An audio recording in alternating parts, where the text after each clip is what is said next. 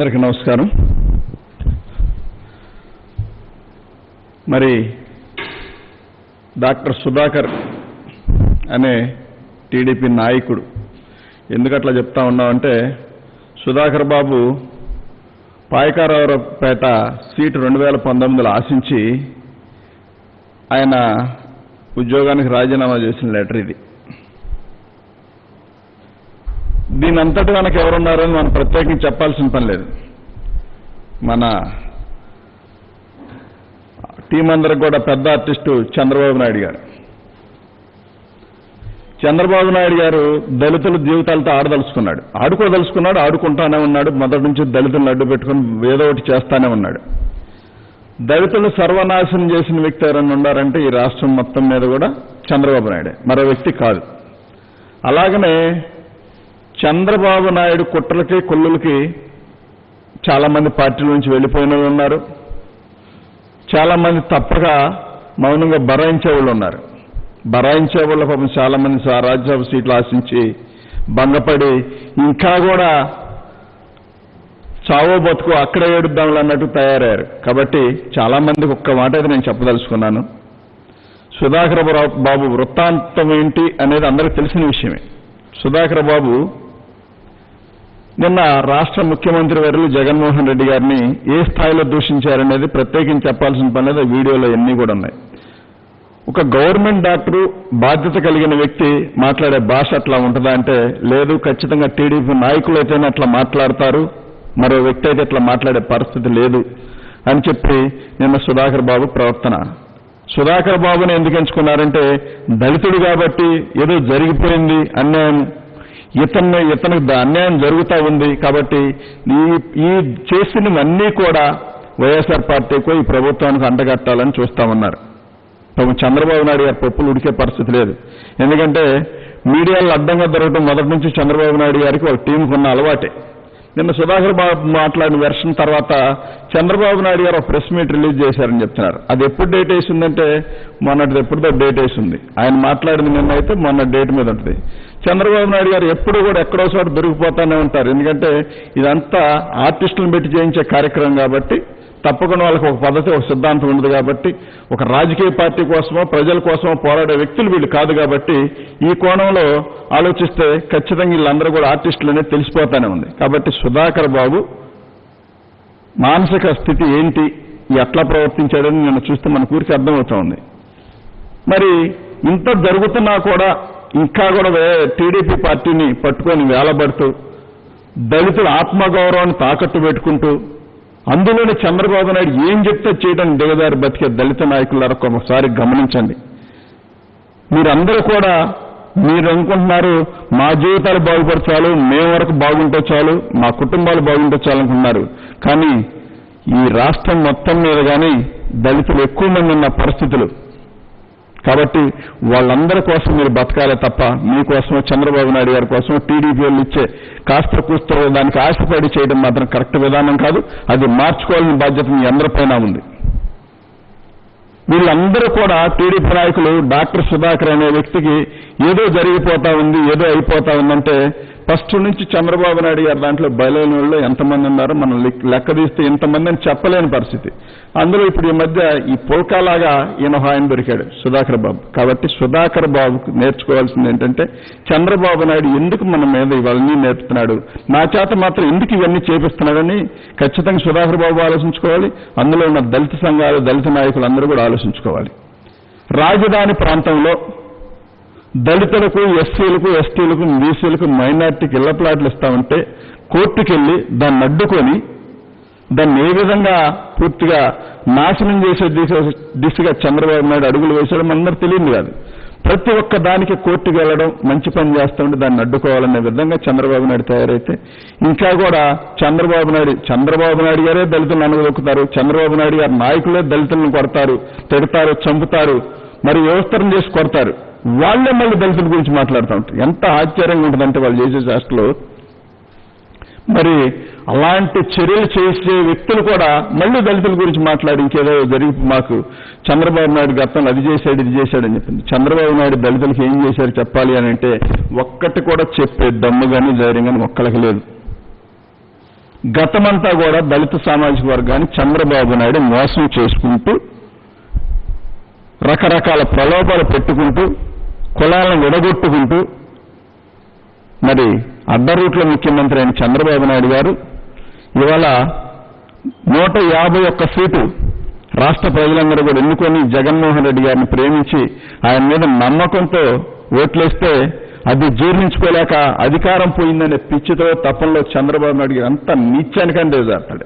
ఎందుకంటే ఒక నీచం అనే పదం గుర్తుకొస్తే నాకు చంద్రబాబు తప్ప మరో వ్యక్తి కనబడే పరిస్థితి లేదు. అంత నీచమైన వ్యక్తి, అంత దుర్మార్గమైన వ్యక్తి, ఎంతకైనా దిగజారిపోతాడు, అంతకైనా తెగిడుస్తూ ఉంటాడు. కాబట్టి ఇలాంటి వ్యక్తిని పక్కన పెట్టి రాష్ట్ర ప్రజలందరూ కూడా జగన్మోహన్ రెడ్డి గారి పాలన ఉంది, బ్రహ్మాండంగా ఉంది. మరి కోవిడ్ విషయంలో కూడా, కరోనా విషయంలో కూడా ఈ రాష్ట్రాన్ని మరి అత్యధిక టెస్టులు చేసి దేశ ప్రధాని చేత ప్రశంసలు పొంది మరి ఈ కరోనాని కంట్రోల్ చేసే విధానంలో మరి జగన్మోహన్ రెడ్డి గారు తీసుకున్న నిర్ణయాలు కానీ, అధికారులు కానీ, జిల్లా కలెక్టర్ కానీ, పోలీసు యంత్రాంగం కానీ ఏ రకంగా కష్టపడ్డారంటే మున్సిపాలిటీ శానిటరీలు కానీ మరి వీళ్ళందరూ కూడా ఇంత కష్టపడి రాష్ట్రాన్ని ఈ రకంగా ఒక దారికి తీసుకొచ్చి ఇవాళ కరోనా పాజిటివ్ కేసులు తగ్గే విధంగా టెస్టులు ఎక్కువ చేస్తున్నా కానీ కేసులు తగ్గుముఖం పట్టినాయి. ఇంత చేసుకుంటూ ఎవరికి వెళ్తామంటే కరోనా విషయంలో కూడా చంద్రబాబు నాయుడు గారు ఎలాంటి రాజకీయాలు చేశారో తెలియని విషయం కాదు. మరి వైజాగ్లో గ్యాస్ లీక్ అయి మరణం పొందితే వీళ్ళు అని చెప్పి ప్రెస్ మీట్లు పెట్టి 5 లక్షలు ఇవ్వాల్సిందే, 10 లక్షలు ఇవ్వాల్సిందని చెప్పి ఆశ్చర్యకరమైన ప్రెస్ మీట్లన్నీ పెట్టారు. జగన్మోహన్ రెడ్డి గారు దెమ్మ తిరిగే విధంగా అక్కడ జరిగిన అన్యాయానికి ధీటుగా మరి ప్యాకేజీ ప్రకటిస్తే నాలుగు ఖర్చుకొని తప్పక స్పందించి మంచి ఆలోచన చేశారన్నారు. కాబట్టి మీ బుద్ధి ఎప్పుడు వంకరే, ఎదటి వాళ్ళు ఏం చేసినా అది తప్పుగానే కనిపించే విధానం కనబడతా ఉంది తప్ప మరొకటి కాదు. కాబట్టి ఈ సుధాకర్ అనే వ్యక్తి, డాక్టర్ సుధాకర్ అనే వ్యక్తి ఖచ్చితంగా టీడీపీ వ్యక్తి, టీడీపీ వాళ్ళు వాడుకుంటున్న ఒక పర్సనే తప్ప మరొకటి కాదు. దయచేసి ఇవన్నీ ఎస్సీ ఉన్నంత మాత్రాన ఈ దళితులకు అన్యాయం జరిగిపోతా ఉంది, దళితులు ఏదో మోసపోయారు, దళితులు జగన్మోహన్ రెడ్డి గారి ప్రభుత్వం మీద అన్యాయం చేస్తా ఉందని చెప్పానంటే ఈ రాష్ట్ర ప్రజలు చూస్తూ ఉండే పరిస్థితి ఎక్కడా లేదు. కాబట్టి చంద్రబాబు నాయుడు గారు, ఆయనకు బ్యాండ్ మేళ వాయించే చాలా మంది నాయకులు కూడా తెలుసుకోవాల్సింది ఒకటే, భవిష్యత్తు మొత్తం రాష్ట్ర ముఖ్యమంత్రి జగన్మోహన్ రెడ్డి గారిదని కనిపిస్తా ఉంది. మీరు రాష్ట్రాన్ని అప్పులు పాలు చేసి రాజధాని అదని ఇదని చెప్పి సర్వనాశనం చేసి లక్షల కోట్లు దోచుకు తింటే ఇవాళ ఆ రాష్ట్రాన్ని చక్కదిద్దే విధానంలో ఎదురికి వెళ్తా ప్రతి కష్టాన్ని ఎదుర్కొంటూ సమర్థవంతంగా ఎదుర్కొంటూ చిరునవ్వుతో రాష్ట్రాన్ని పనిచేస్తా ఉంటే మీ ఏడుగుడ్డు రాజకీయాలు ఏంటో నాకు అర్థం కాని పరిస్థితి. ఇంకెన్నాళ్ళు చంద్రబాబు నాయుడు గారిని చూస్తూ ఉంటే ఒక రకంగా జాలి, కోపం. ఎందుకు ఇంకెంత నీచాన్ని దిగజారుతా ఉంటాడు? అధికారం పోయేసరికి ఏదో జీర్ణించుకోలేని పరిస్థితిలో పడిపోవటం, ఏదో ఒక రకంగా గొడవలు చేయాలనుకోవటం, ఏదో రకంగా అల్లర్లు చేయాలనుకోవటం, ఈ రాష్ట్రాన్ని సర్వనాశనం చేయాలనుకోవటం. మీకు రాజధాని మీద, రాష్ట్రం మీద అంత ప్రేమన్న వ్యక్తి రాష్ట్రంలో ఇళ్ల ప్లాట్లు ఇస్తా ఉంటే దాన్ని హైకోర్టుకి వెళ్ళి అడ్డుకున్నామంటే ఎంత నీచమైన సంస్కృతిని ఇది. నీ వ్యక్తులు కాదా అడ్డుకుంది, నీవు కాదా పంపించింది. ప్రతి విషయాన్ని హైకోర్టుకు తీసుకెళ్ళడం, ఏదో ఒక రకంగా స్టేలు తీసుకురావడం. ఎంత మేనేజ్మెంట్ చేసిన చంద్రబాబు నాయుడు గారు పైన దేవుడు ఉన్నాడు. ఆయన శాసించదలుచుకుంటే నువ్వు నేను కూడా నిలబడం ఒకసారి గుర్తుపెట్టుకోవాలి. ఆయన దీవించాడు కాబట్టి జగన్మోహన్ రెడ్డి గారికి 151 సీట్ ఇచ్చారు. ఆయన ఆశీర్వదించారు కాబట్టి, రాష్ట్ర ప్రజలు ఆశీర్వదించారు కాబట్టి ఇంత కష్టకాలంలో కూడా సమర్థవంతంగా అనుకున్న కాలానికి, అనుకున్న టైంకి ప్రతి ఒక్క పథకం కూడా ప్రజల్లోకి తీసుకెళ్తా ఉన్నారు. ఒకవైపు కరోనా విషయంలో పోరాడుతూనే ప్రజలకు మేలు చేసే విషయంలో ఎక్కడా కూడా అసలు అలసత్వం చెందకుండా జగన్మోహన్ రెడ్డి గారు పనిచేస్తామంటే మరి ఇంకా కూడా దళితులకి ఏదో జరిగిపోతా ఉంది, దళితులు జగన్మోహన్ రెడ్డి గారు ఏదో అన్యాయం చేస్తా ఉన్నారు, దీని అంతటా బాధ్యత జగన్మోహన్ రెడ్డి గారు చేయాలంట. దాని అంతటా బాధ్యత తీసుకోవాలని చంద్రబాబు నాయుడు గారు. ఎందుకంటే డాక్టర్ సుధాకర్ అనే వ్యక్తిని బలిపశువుని చేసి, రోడ్డెక్కించి, రోత చేసి, ఒంటి మీద బట్టలు లేకుండా చేసిన కర్మ నువ్వు పట్టించావు కాబట్టి నువ్వు క్షమాపణ సుధాకర్ బాబుకు నువ్వు చెప్పాలి. కాబట్టి నిన్ను వాడుకున్నాను కాబట్టి ఇంకెప్పుడు ఎలాంటి తప్పులు నేను చేయను, దళిత నాయకులు కానీ దళితులకు కానీ మోసగించాను కాబట్టి క్షమాపణ చెప్పాలని బాధ్యత చంద్రబాబు నాయుడు పైన ఉంది. దళితులకు ఎట్టి పరిస్థితుల్లో చంద్రబాబు నాయుడు క్షమాపణ చెప్పాలి. చిన్న చితక విషయం కాదండి, చంద్రబాబు నాయుడు గారు చేసిన మోసాలు చిన్న విషయాలేం కాదు. పాపం ఇంకా అందులో ఉన్న కొంతమంది పేర్లు చెప్పడం బాగుండదు, దానికి వాళ్ళందరికీ తెలిసి పుండి కొట్టులాడుతా చాలా సీట్లు ఆశించి అదొచ్చుద్ది ఇదొచ్చుద్ది అని చెప్పి ఇది ఇస్తారని చెప్పి హడావుడిగా బయలుదేరి పండగలాగా వెళ్ళిన సందర్భంలో మళ్ళీ సగంతరం వెనక తిప్పిన సందర్భాలు కోకోలలో. కాబట్టి ఇవన్నీ కూడా వాళ్ళందరూ తెలుసుకోవాలి. చంద్రబాబు నాయుడు గారి చనిపోయిన పార్టీని ఇంకా కూడా కాడు మోసినట్టు మోస్తా ఉన్నారు మీరు. కాబట్టి రాష్ట్ర ప్రజలందరూ చూస్తూ ఉన్నారు, దళితులందరికీ తెలుసు జగన్మోహన్ రెడ్డి గారు ఏం చేస్తూ ఉన్నారు, రాష్ట్రం ఏం జరుగుతూ ఉందని. పెన్షన్ విషయంలో కానివ్వండి, రైతు భరోసా విషయంలో కానివ్వండి, ఇంగ్లీష్ మీడియం పేదవాడి పిల్లాడు ఇంగ్లీష్ మీడియం చదువుకుంటే చంద్రబాబు నాయుడికి ఎంత ఏడుపంటే తను మనవన్నే ఒళ్ళో కూర్చోబెట్టుకొని వచ్చిరాని ఇంగ్లీష్ ఈయన నేర్పాలని ట్రై చేస్తూ ఉంటాడు. ఈయనకే సరిగ్గా రాదు, ఈయన మాత్రం వాళ్ళ మనవడికి ఇంగ్లీష్ నేర్పాలని చూస్తూ ఉంటాడు. ఈయన పెద్ద పెద్ద స్కూల్లో చదివిస్తూ ఉంటాడు. టీడీపీ నాయకులందరూ వీళ్ళందరూ కూడా అక్కడ దాకెందుకు తీర్పునిచ్చే వ్యక్తులు ఎక్కడ చదివిస్తూ ఉన్నారు వాళ్ళ పిల్లల్ని అని చెప్పి ఆలోచిస్తే వాళ్ళందరూ కూడా ఇంగ్లీష్ మీడియమే. పేదవాడు పొట్ట మీద కొట్టడమే కాకుండా వాళ్ళ జీవితాలతో కూడా ఆడుకున్న ఏకైక వ్యక్తి చంద్రబాబు నాయుడు. ఇందులో మరొక మార్గమే లేదు, మరొక ఆలోచన కూడా లేదు. రాష్ట్ర ప్రజల జీవితాలతో ఆడుకున్న ఏకైక వ్యక్తి చంద్రబాబు నాయుడు తన స్వార్థ ప్రయోజనాల కోసం. ఎక్కడో ఉమ్మడి రాష్ట్రంగా మనం ఉంటే అప్పుడు విడదీయమని చెప్పి ఆయన లెటర్ ఇస్తాడు. ఉమ్మడి రాష్ట్రంలో అడ్డగోలుగా ఓటు నోటు కేసు విషయంలో పారిపోయి కరకట్టకు పరిగెత్తుకొస్తే కేసీఆర్ ఒక తన్ను తంటే కరకట్టుకొచ్చి పడ్డాడు.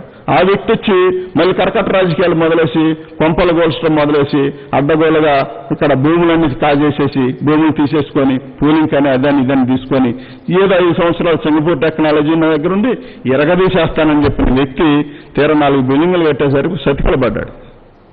కాబట్టి చంద్రబాబు నాయుడు గారు బడాయి మాటలు మోసపూరిత మాటలు నమ్మే ఓపిక లేదు. చంద్రబాబు నాయుడు గారు దాదాపుగా ఎక్స్పైర్ డేట్ అయిపోయింది ఆయనకి, ఇంకా అక్కడ చెల్లేదేం లేదు. కాబట్టి దానికి వినియోగాల్సిన అవసరం కూడా లేదనేది నా ముఖ్య ఉద్దేశం. రాష్ట్ర ప్రజలందరూ కూడా గమనిస్తా ఉన్నారు. రాష్ట్ర ప్రజలు ఏం కోరుకుంటున్నారో, జగన్మోహన్ రెడ్డి గారు ఏమి ఇవ్వాలనుకుంటున్నారో రాష్ట్ర ప్రజల దగ్గర నుంచి క్షుణ్ణంగా పరిశీలిస్తున్నారు. ఇలాంటి సందర్భంలో ఇలాంటి చీప్ ట్రిక్స్ ప్లే చేసి దళితుల జీవితాలతో ఆడుకునే హక్కు చంద్రబాబు నాయుడికి ఎవరిచ్చారు? మారదా? బుద్ధి మారదా? నీ జన్మ హక్కా, లేకపోతే మోసం అనేది నీ జన్మ హక్క? కొన్ని రాసు నాకు పేటెంట్ హక్కు అండి, నా జన్మ హక్కు మోసం చేయటం, వెన్నుపోటు పడటం, కాబట్టి నేను ఇదే చేస్తూ ఉంటాను, నేను ఇట్లానే బతుకుతాను, నేను ఇట్లా బతకపోతే కష్టం అని చెప్పి ఎప్పుడప్పుడు రాజశేఖర రెడ్డి గారు అన్నట్టుగా నిజం మాట్లాడితే 1000 ఒక్కరైతే తన తల కాబట్టి అతను నిజం మాట్లాడడానికి ఇష్టపడ్డాను మహానుభావుడు రాజశేఖర రెడ్డి గారు ఏనాడో చెప్పాడు. అదే జీవితకాలం చంద్రబాబు నాయుడు ఫాలో అవుతానే ఉన్నాడు. కాబట్టి మీరందరూ కూడా గమనించాల్సింది ఒకటే, చంద్రబాబు వ్యక్తి ఈ డాక్టర్ సుధాకర్ మీకు లెటర్ చూపించాను కాబట్టి అప్పుడు సీట్ రాకపోవడం వల్ల, పాయకారావుపేట సీట్ రాకపోవడం వల్ల మళ్ళీ ఆ రిజైన్ రద్దు చేసుకొని మళ్ళీ ఉద్యోగంలో జాయిన్ అయ్యి మళ్ళీ మొన్న శానిటైజర్లు మాస్కులు లేవని చెప్పి అడిగినందుకంట ఈయన ఏదో దూషించారంట. శానిటైజర్లు మాస్కులు లేకపోతే ఎవరితో మాట్లాడాలి? మీరేం మిలిసి మాట్లాడాలి? రోడ్డుకి మాట్లాడతారా? మాకు అందుబాటులో లేవని చెప్పి డాక్టర్లను అడుగుతారు, లేకపోతే దానికి సంబంధించిన సలహా తప్ప వర్క్ చేసే వాళ్ళని అడుగుతారు. కావాలండి ఇప్పుడు ఇన్ని కావాలి మాకని. మీడియాకి ఎక్కి మాట్లాడి లీనియాటిని కూడా ఉన్నట్టుగా సృష్టించాలని చూశాడంటే సుధాకర్ బాబు ఏ వ్యక్తి? టీడీపీ వ్యక్తి. కాబట్టి సుధాకర్ బాబు మాటలకు కానీ చంద్రబాబు నాయుడు మాటలకు కానీ ఇద్దరికి చివరిలో బాగుంది కాబట్టి ఆ లింక్ అట్లానే ఉంటుంది. కాబట్టి దయచేసి అందరూ గమనించండి. రాష్ట్ర ప్రజలందరూ కూడా గమనిస్తున్నారు. దాదాపుగా టీడీపీలో ఉన్న దళిత నాయకులు కూడా ఒకటైతే చెప్పదలుచుకున్నా, బాబు మారడు, మీరన్నా మారండి, మీరన్నా మారి దళితులకు అండగా నిలబడటం నేర్చుకోవాలని చెప్పి మనస్ఫూర్తిగా కోరుకుంటున్నాను. వేరే మార్గం లేదు. దాన్ని ఎట్లా అంటే చంద్రబాబు నాయుడికి దళితులైతేనే ఏదో రకంగా అడ్డం పెట్టి అట్రాసిటీ కేసులు పెట్టచ్చు, లేకపోతే ఇంకో కోణం తీసుకోవచ్చు, అదైతేనే పబ్లిక్ అవుద్ది కాబట్టి విషయం. కాబట్టి దాన్ని డెవలప్ చేయాలని చెప్పి దళితుల జీవితాలతో ఆడుకొని దళితులకు విలువ లేకుండా చేయాలని చెప్పి మెయిన్ టార్గెట్. అతను వాడుకుని అతను చేసే అల్లరిచిల్లర పనులన్నింటికి కూడా దళితులను వాడుకోవాలని చెప్పి ప్రధానంగా చంద్రబాబు నాయుడు పనిచేస్తా ఉన్నాడు. కాబట్టి ఆయన ఆటలు సాగలేదు కాబట్టి జగన్మోహన్ రెడ్డి గారు ఛాన్స్ ఇచ్చారు. చంద్రబాబు నాయుడు గారు కుమారులు కానీ, అందులో ఉన్న అయ్యన్న పాత్రుడు కానీ, ఈ మహానాయకులందరూ కూడా ఎంతమంది ఎన్ని పన్నాగాలు పొందినా ఇంకా వాళ్ళకి దాదాపుగా ప్రజలు చర్మగీతం పాడారు, అందులో ఎటువంటి డౌట్ లేదు. కాబట్టి రానున్న రోజులు వీళ్ళందరూ కలిసి రోడ్లు పక్కన కూర్చొని ముచ్చలు చెప్పుకోవడం అప్పటి వల్ల ప్రజలకేం ఉపయోగం లేదని చెప్పి ప్రజలకు అర్థమైంది. కానీ వాళ్ళు వచ్చినా కానీ ఉపయోగం లేదని మేము కూడా చెప్తా ఉన్నాం.